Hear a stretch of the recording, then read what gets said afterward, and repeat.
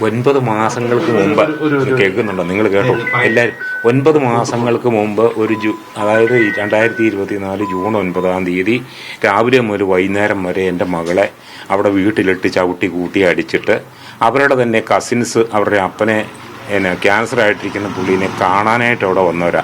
അവരുടെ കാങ്കയിട്ട് ഹാളിനകത്തിട്ട് ചവിട്ടിയിട്ട് അവർ ഇവിടെ വന്ന് രാത്രി 8:30 മണിക്ക് ശേഷം എന്നോട് പറഞ്ഞിട്ട് അവർ പറഞ്ഞതനുസരിച്ച് ഞാനൊരു വണ്ടിയും പിടിച്ച് അവിടെ ചെന്ന് രാത്രി 12:30 മണിക്ക് ആ ചുങ്കംപള്ളിയുടെ പുറയിലെ ഈ എൻ്റെ മകളുടെ ഭർത്താവിൻ്റെ അനിയൻ്റെ വീടിൻ്റെ വാതക്കേന്ന് ഒരു കുഞ്ഞിനെയും എൻ്റെ മകളെയും കൂടെ ഞാൻ കൂട്ടിക്കൊണ്ട് പോരുക. അവിടുന്ന് നേരെ ഞാൻ പോയത് തൊടുപുഴ വനിതാ സെല്ലില. അവിടെയുണ്ട് പരാതി രജിസ്റ്റർ ചെയ്തിട്ടുണ്ട്. അവിടെ പോലീസ് സ്റ്റേഷനിൽ പരാതിയുണ്ട്, അവിടെ രജിസ്റ്റർ ചെയ്തിട്ടുണ്ട്.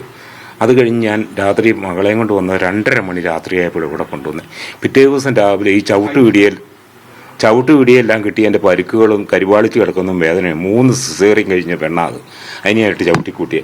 അപ്പോൾ അതിനെ കൊണ്ട് ഞാൻ ഏറ്റുമാനൂർ ഗവൺമെൻറ് ആശുപത്രിയിൽ പോയി. അവിടുത്തെ ലേഡി ഡോക്ടർ നിങ്ങൾ ചെന്ന് തിരക്കുവാണ്. അവിടുത്തെ ലേഡി ഡോക്ടർ മെയിനുള്ള പുള്ളിക്കാരത്തി എന്നെ പുറത്ത് നിർത്തിയിട്ട് അവിടെ വസ്ത്രങ്ങളെല്ലാം മാറ്റിയിട്ട് അവളെ പരിശോധിച്ചിട്ട് പുള്ളിക്കാരത്തി ഇറങ്ങി വന്ന് എന്നോട് പറഞ്ഞു, ഇത് ഇൻറ്റിമേഷൻ കൊടുക്കേണ്ട കേസാണെന്ന് പറഞ്ഞു.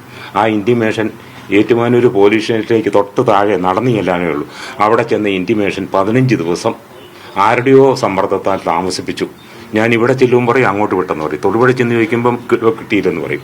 അങ്ങനെ 15 ദിവസം താമസിച്ചാണ് ആ FIR ഉണ്ടാകുന്നത് തന്നെ. ആ FIRന് ശേഷമാണ് ഒരു മകസർ എഴുതാനും. അപ്പോൾ അതിനൊക്കെ ഞാൻ എത്ര പ്രാവശ്യം തൊടുപുഴയ്ക്കും ഇവിടെയായിട്ട് എൻ്റെ മകളെയായിട്ട് നടന്നത്.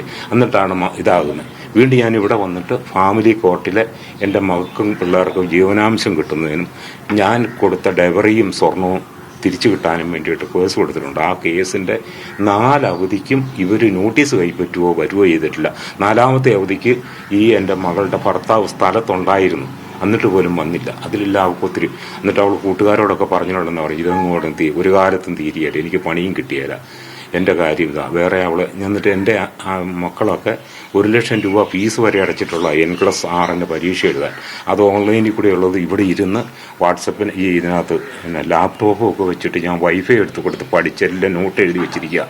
അതിനന്നേരം അവൾ കർണാടകത്തിലാണ് BSc നഴ്സിംഗ് പഠിച്ചത്, ഹൈദരാബാദിലാണ് GNM പഠിച്ചത്. അതിന് ഡാറ്റ ഫ്ലോ ചെയ്യേണ്ട സർട്ടിഫിക്കറ്റ് കിട്ടാൻ ചോദിക്കും ഒരാഴ്ച 2 ആഴ്ച മാസങ്ങളായി, അത് കിട്ടുന്നില്ല. അത് കിട്ടിയാലേ അത് ചെയ്യാൻ വാട്സപ്പിൽ എങ്ങാണ്ട് വിളിച്ചു എന്നല്ലേ ഇപ്പൊ പറയുന്നത്. പോലീസ് അവൻ തന്നെ സമ്മതിച്ചിട്ടുണ്ടെന്ന് പറയുന്നു. പിന്നെ ഞാനിപ്പം അവരെന്നോട് SI ഏറ്റുമാനൂരിൽ വിളിച്ച് പറഞ്ഞത് അവരിവിടെ വന്നിട്ട് എൻ്റെ ഭാര്യയോട് ഒരു പരാതി കൂടെ എഴുതി മേടിച്ചു. എന്നിട്ട് 9 മാസം മുമ്പത്തെ പരാതി കൂടെ വെച്ചിട്ട് ഇപ്പം അവർ കേസ് പോയിരിക്കുന്നെന്നും അവനെ അറസ്റ്റ് ചെയ്തെന്നും എന്നൊക്കെ SI വിളിച്ച് ഇങ്ങോട്ട് പറഞ്ഞതാണ്.